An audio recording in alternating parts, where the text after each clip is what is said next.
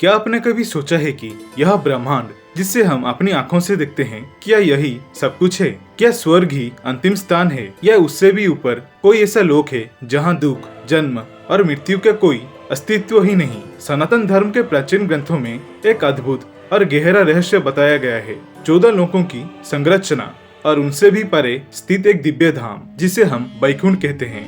यह कोई साधारण स्थान नहीं, बल्कि यह परम लोक है जहाँ स्वयं भगवान निवास करते हैं। एक ऐसा धाम जो समय, मृत्यु और माया से परे है।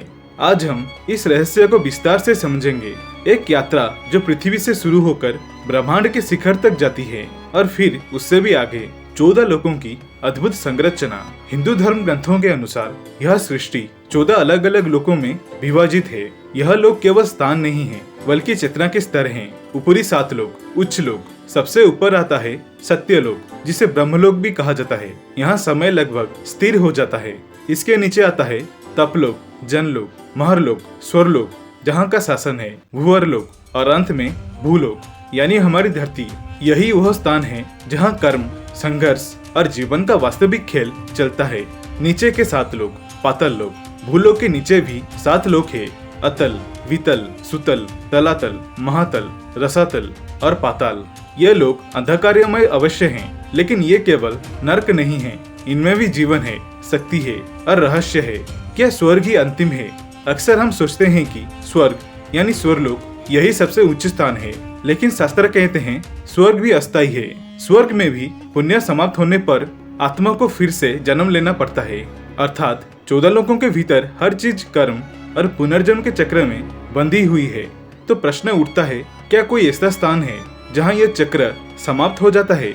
यहीं पर आता है वैकुंठ धाम, माया से परे परम धाम। हिंदू धर्म के अनुसार कैलाश धाम पर महादेव, ब्रह्मलोक पर ब्रह्मदेव निवास करते हैं। ठीक उसी तरह भगवान विष्णु भी वैकुंठ धाम में निवास करते हैं। वैकुंठ शब्द का अर्थ है जहाँ कुंठा न हो। कुंठा यानी निष्क्रियता, अक्रमणीयता, निराशा, हताशा, आलस्य और दरिद्रता। इसका मतलब यह हुआ कि वैकुंठ धाम एक ऐसा स्थान है जहाँ कर्महीनता नहीं है, निष्क्रियता नहीं है। वैकुंठ इन 14 लोगों के भीतर नहीं है, यह इन सबके ऊपर, इन सबके पार एक अलग ही अस्तित्व में स्थित है। यह कोई भौतिक स्थान नहीं, बल्कि एक दिव्य आयाम है। मान्यता है कि वैकुंठ धाम में जीवात्मा कुछ काल के लिए आनंद और सुख प्राप्त करते हैं। पद्म पुराण के अनुसार वैकुंठ लोक की स्थिति 3 जगह बताई गई है। एक धरती पर, दूसरे समुद्र में और तीसरा स्वर्ग के ऊपर। वैकुंठ लोक मकर राशि की दिशा में सत्यलोक से 2 करोड़ 62 लाख योजन ऊपर स्थित है। यह विष्णु पुराण में वर्णित मिलती है। यह वैकुंठ धाम न तो सूर्य से और न ही चंद्र से प्रकाशित होती है।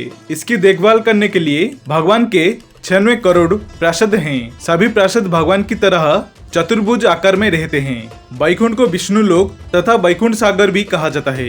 भगवान श्री कृष्ण के बाद इसे गोलोक भी कहा गया है, क्योंकि श्री कृष्ण और भगवान विष्णु एक ही हैं, इसलिए श्री कृष्ण के निवास स्थान को भी वैकुंठ कहा जाता है। तो आइए जानते हैं पहला वैकुंठ के बारे में। पहला वैकुंठ धाम धरती पर निवास करता है। धरती पर स्थित जगन्नाथपुरी, बद्रीनाथ तथा द्वारिका धाम को वैकुंठ धाम भी कहा जाता है। चारों धामों में से हिंदुओं के पावन तीर्थ बद्रीनाथ नर और नारायण के पर्वत श्रृंखलाओं से घिरा अलकनंदा नदी के बाएं तट पर नीलकंठ पर्वत श्रृंखला की पृष्ठभूमि पर स्थित है। भारत के उत्तर में स्थित यह मंदिर भगवान विष्णु का दरबार माना जाता है। यह धाम में सनातन धर्म के सर्वश्रेष्ठ आराध्य देव श्री बद्रीनारायण भगवान के 5 स्वरूपों की पूजा अर्चना होती है।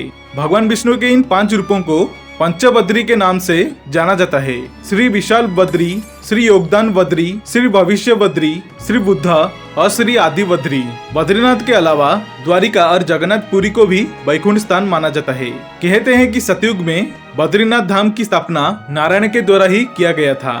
त्रेता युग में रामेश्वरम की स्थापना स्वयं भगवान श्री राम ने ही किए थे। द्वापर युग में द्वारिका धाम की स्थापना योगीश्वर श्री कृष्ण ने की और कलयुग में जगन्नाथ धाम को ही वैकुंठ कहा जाता है। पुराणों में धरती के वैकुंठ के नाम से अंकित जगन्नाथपुरी का मंदिर समस्त दुनिया में प्रसिद्ध है। ब्रह्मा पुराण और स्कंद पुराण के अनुसार पुरी में भगवान विष्णु ने पुरुषोत्तम नीलमाधव के रूप में अवतरित हुए थे। वीडियो में आगे बढ़ने से पहले अगर आप भगवान विष्णु के सच्चे भक्त हैं तो वीडियो को लाइक और कमेंट सेक्शन में जय श्री हरि विष्णु अवश्य लिखना। तो चले जानते हैं दूसरा वैकुंठ धाम के बारे में। विष्णु पुराण के अनुसार दूसरे वैकुंठ को धरती के बाहर बताई गई है। इसे ब्रह्मांड से बाहर और तीनों लोकों से ऊपर बताई जाती है। यह धाम दिखाई देने वाली प्रकृति से 3 गुना बड़ा है। इसकी देखरेख के लिए भगवान विष्णु के 96 करोड़ पार्षद नियुक्त हैं। हमारे प्रकृति से मुक्त होने वाली यह जीवात्मा इसी परम धाम में शंख, चक्र, गदा और पद्म के साथ प्रविष्ट होती है। वहाँ से यह जीवात्मा फिर कभी भी वापस नहीं आते। इसी वैकुंठ के बारे में कहा जाता है कि मरने के बाद विष्णु भक्त पुण्य आत्मा यहाँ पहुँच जाती है।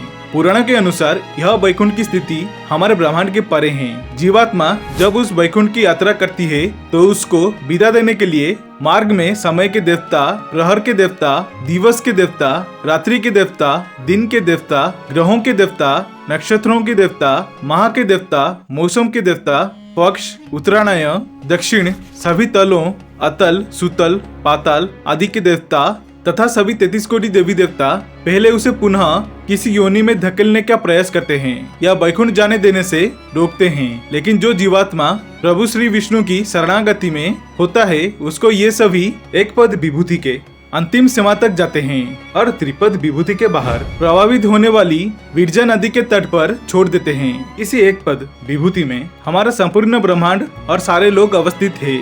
इसी एक पद विभूति के सीमा के बाद शुरू होता है वैकुंठ धाम। पौराणिक मान्यता के अनुसार इसी वैकुंठ धाम और एक पद विभूति के मध्य बिरजा नामक एक नदी बहती है। इसी नदी से ही त्रिपद विभूति शुरू होती है जो वैकुंठ लोक है। मुक्त होने वाली जीवात्मा को जब सभी देवी देवता बिरजा नदी तक छोड़कर आते हैं तब यह जीवात्मा नदी में डुबकी लगाकर उस पार चली जाती है। उस पार से पार्षद गण उसको सीधे श्रीहरि विष्णु के पास ले जाते हैं। वहाँ वह उनके दर्शन करके परम आनंद को प्राप्त करते हैं। इस प्रकार त्रिपद विभूति में वह जीवात्मा सदा के लिए स्थापित हो जाती है। पुराणों में यह वैकुंठ धाम का बड़ा ही रोचक चित्रण किया गया है। वैकुंठ को नित्य लोक कहा जाता है, यानी जो कभी नष्ट नहीं होता। वही वैकुंठ जो काल अर्थात समय से भी परे है। हिंदू धर्म ग्रंथों के अनुसार भगवान विष्णु को सृष्टि के पालनकर्ता के रूप में जाना जाता है। ब्रह्मदेव सृष्टि के निर्माण करते हैं, भगवान शिव संहार करते हैं और भगवान विष्णु इस पूरी सृष्टि का संतुलन बनाए रखते हैं। इन्हें नारायण भी कहा जाता है, जो नार यानी जीवों के और आयन यानी आश्रय माने जाते हैं, अर्थात जो सभी जीवों का आधार है वही नारायण है। इस वीडियो में दी गई जानकारी हमारे प्राचीन ग्रंथों, पुराणों और महाकाव्यों पर आधारित है। इसका उद्देश्य किसी वैज्ञानिक दावा को प्रस्तुत करना नहीं, बल्कि हमारी सांस्कृतिक और आध्यात्मिक विरासत को समझना है। अगर आपको ये रहस्यमयी वाक्य पसंद आई हो तो वीडियो को लाइक करें और अपने विचार कमेंट में लिखें। और ऐसे ही प्राचीन रहस्यों को जानने के लिए हमारे चैनल प्राचीन सनातन धर्म को अवश्य सब्सक्राइब करें। हर हर महादेव, जय श्री कल्की भगवान।